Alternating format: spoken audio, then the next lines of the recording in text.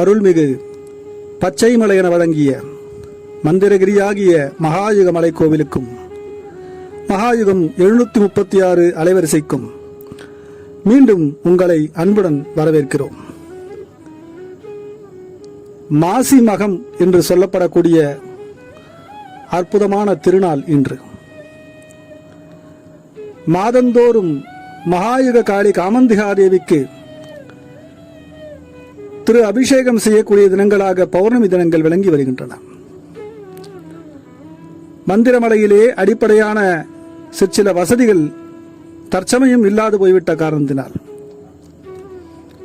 மாதந்தோறும் அபிஷேகம் செய்வது என்று மந்திரகிரி மாமலையை, அந்த மாமலையின் மீது அன்னை காமந்திகாதேவியை ஸ்தாபித்து கொடுத்த நமது ஸ்ரீ குருநாதர்களாகிய சிவச்சந்திர சுவாமிஜி, ஸ்ரீ குருமாதா சகுந்தராதேவி இவர்களுடைய வாக்கு கிணங்கவும்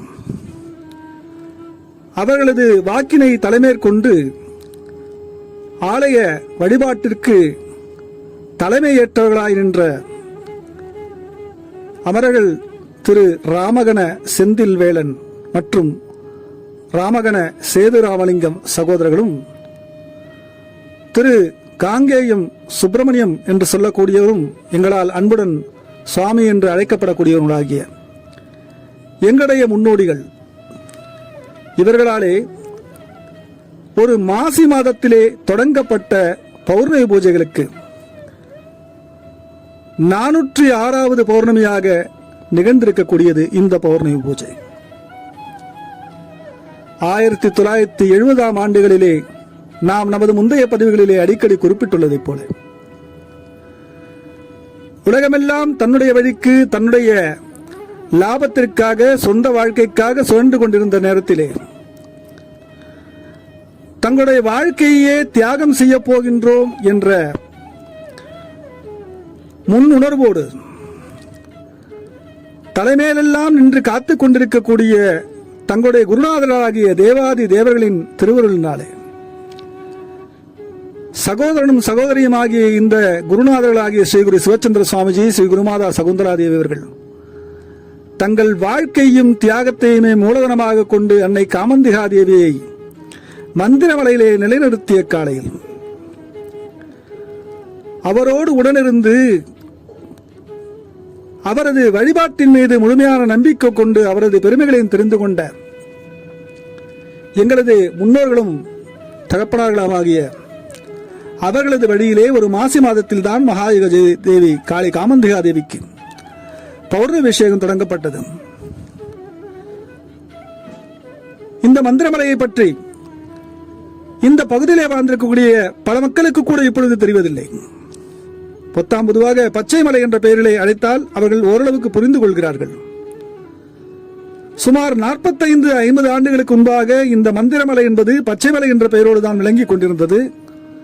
என்றைக்கு ஸ்ரீ சிவச்சந்திர சுவாமிஜி அவர்களுடைய திருவாக்கினாலே அன்னைக்கு அவருடைய திருநாமாகிய மகாயுக காளி காமந்திகாதேவி என்ற பெயரிலிருந்து மகாயுகம் என்னும் பெருந்தத்துவத்தினை அடைமொழியாக கொண்டு காலமே காளியாக காளியே காலமாக விளங்கக்கூடிய அன்னைக்கு ஆலயம் சமைத்த பொழுது மகாயுகமலை என்ற திருநாமத்தை ஸ்ரீ குரு சிவச்சந்திர சுவாமிகள் சூட்டினார்கள். காலத்தின் விளைவிலே அன்னை காமந்திகாதேவி இந்த மலையுடைய சிறப்பினை வெளிக்காட்டுகின்றதுமாய் இந்த மலையே மந்திரமலையாய் மந்திராச்சலமாய் மந்திரங்களால் சூழக்கப்பட்ட மந்திரங்களால் ஆக்கப்பட்ட மகாயுகமலை என்ற உண்மையை உணர்த்தினார்கள். அது காரணம் பற்றி பெரியவர்களின் வழிகாட்டுதலின்படியிலே நாம் செய்து கொண்டிருக்கக்கூடிய ஒவ்வொரு பூஜைக்கும் உச்சாணி கொம்பாக விளங்கக்கூடியது. இங்கு வரக்கூடிய ஒவ்வொரு பக்தனும், நம்பிக்கையோடு வரக்கூடியவனும் அன்னை காமந்திகாதேவியை பற்றிய சரியான உண்மையின் தரிசனத்தை காண வேண்டும் என்று விரும்பக்கூடிய ஒவ்வொருவருக்கும் மந்திரமலையிலே நிச்சயமாக நல்வழி உண்டு. மாசி மகம் என்று சொன்னாலே உங்களுக்கெல்லாம் ஓரளவு தெரிந்திருக்கும். கங்கை, யமுனை, மகாநதி, கோதாவரி, சிந்து, காவிரி, தமிழ்நாட்டின் பொருணை என்று அழைக்கப்படக்கூடிய தாமிரபரணி முதலாகிய சப்த நதிமாதர்கள் இந்த பாரத தேசம் முழுவதும் பறந்து வாழ்ந்து கொண்டிருக்கக்கூடிய ஒவ்வொரு மக்களுக்கும் யாரெல்லாம் இந்த பண்பாட்டிலே தர்மத்திலே நம்பிக்கை கொண்டு புனித நீராடக்கூடிய சடங்கினை செய்கிறார்களோ அவ்வாறு நம்பிக்கையோடு செய்பவர்களுக்கு அந்த நதி தெய்வங்கள் அவர்களுடைய பாவங்களை கழுவி விடுவதாக சொல்லுவார்கள். இவ்வாறு பன்னெடுங்காலமாக பற்பல மக்களுடைய பாவங்களை சுமந்து சுமந்து தீர்த்து தாங்கள் கரைப்பட்டவர்களாகி மனதிலே மிகுந்த பாரத்தை உடையவர்களாகிய நதி தேவதைகள் ஒன்று சேர்ந்து சகல தெய்வங்களுக்கும் தேவாதி தேவனாக விளங்கக்கூடிய மகாதேவரை போற்றி வணங்கி கும்பகோணத்திலே காணப்படக்கூடிய மகாமகம் என்னக்கூடிய திருத்தலத்திலே வந்திருந்து அவரது ஆக்கை கிறங்க ஒரு குளத்திலே ஒன்றாக இறங்கி தங்களுடைய பாவங்கள் தீரப்பெற்றார்கள் என்றும் மீண்டும் பரிசுத்தமடைந்து மக்களுடைய பாவங்களை கழுவக்கூடிய ஆற்றலை அவர்கள் திரும்பவும் பெற்று புத்துணர்வு பெற்றவர்களாக திரும்புகிறார்கள் என்றும் புராணம் பேசுகிறது. நமது குழந்தைகளுக்கு புராண கதைகள் என்றால் எந்த அளவுக்கு பிடிக்கும் என்று எனக்கு தெரியவில்லை. ஆகையால் தான் புராண கதைகளை அவர்களுக்கு தத்துவார்த்தமாக புரிய செய்வதை காட்டிலும் அடிப்படை வாழ்க்கையின் பழக்கங்களில் ஒன்றாக மாற்றிவிடுவது நல்லது என்று நான் கருதுகிறேன். அன்றாடம் நாம் செய்யக்கூடிய காலை கடமைகளிலிருந்து இரவு உறங்கச் செல்லுகின்ற வரைக்கும் ஒவ்வொருவரும் ஒரு வாழ்க்கை முறையை பின்பற்றுகின்றோம் இல்லையா? இந்த வாழ்க்கை முறையின் தொடர்ச்சி அவைகளில் இருக்கக்கூடிய பொதுவான தன்மைகள் எல்லாம் ஒரு சமூகத்திற்கான பண்பாடாக கலாச்சாரமாக மாறுகின்றது. உலகம் முழுவதும் இருக்கக்கூடிய இட கால சூழ்நிலைக்கு தக்கவாறுதான் இந்த பண்பாடுகளும் கலாச்சாரங்களும் மாற்றம் அடைந்து கொண்டிருக்கின்றன. உண்ணக்கூடிய உணவு ஒருவருடைய குணத்தையும் தீர்மானிக்கிறது என்று பகவத்கீதையிலே கிருஷ்ணன் பேசுகிறான். நன்றாக யோசித்து பார்த்தால் சகல விதங்களிலும் இறைவனுடைய அருள் கொட்டியிருக்கக்கூடிய இந்த இந்திய பெருந்தேசத்திலே நதிகளின் தீரங்களிலே நாகரிகங்கள் தோன்றி வளர்ந்திருக்கின்றன. சிந்து சமவெளி நாகரிகம் என்று சிந்து நதியின் கரையின் நாகரிகத்தை சொல்லுகின்றோம், வைகை ஆற்றங்கரை நாகரிகத்தை சொல்லுகின்றோம், தாமிரபரணி நாட்டங்கரை நாகரிகத்தை சொல்லுகின்றோம், ரஷ்யாவின் மாஸ்கோ, அமேசான் காடுகளில் ஒட்டி வாழக்கூடிய பழங்குடி மக்கள், எங்கெல்லாம் நதியாகிய கங்காதேவி பூமிக்கு கருணை செய்கிறாரோ அங்கெல்லாம் மக்கள் பெருங்கூட்டமாக வாழ்ந்து தங்களுக்கென்று ஒரு கலாச்சாரத்தை வளர்த்தெடுத்துக் கொள்கிறார்கள்.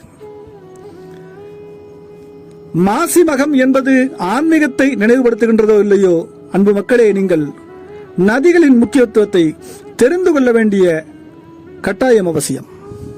உங்கள் குழந்தைகளுக்கு சொல்லுங்கள், புராணத்திலே நதி தெய்வங்களுடைய பாவங்கள் தீர்க்கப்பட்டு மீண்டும் அவர்கள் புத்திழமை பெற்றவர்களாக சிவருமான நிழலாலே மீண்டிருக்கிறார்கள். ஆனால் உலகம் முழுவதிலும் சரி, நாம் வாழக்கூடிய பகுதியிலும் சரி, எத்தனை நீர்நிலைகளை, குளங்களை, ஆறுகளை, ஏரிகளை, கடல் போன்ற பெரும் நீர்நிலைகளை கூட நாம் அசுத்தப்படுத்திக் கொண்டிருக்கின்றோம்.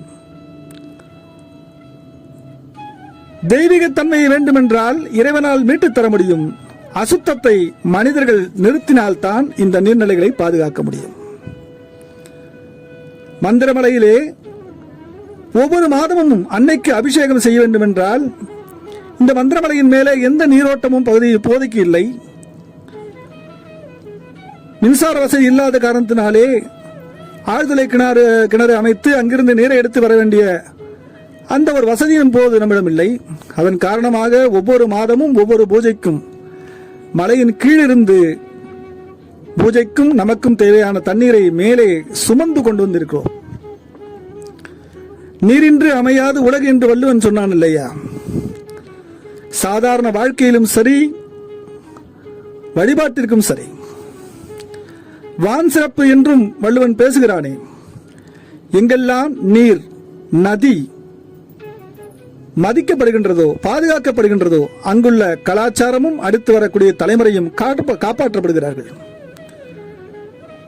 இந்தியனின் பெருங்குணம் என்னவென்றால் பஞ்சபூதங்களையும் தெய்வங்களாக நிலைநிறுத்தி வணங்கியதுதான் அவனது பண்பாடு.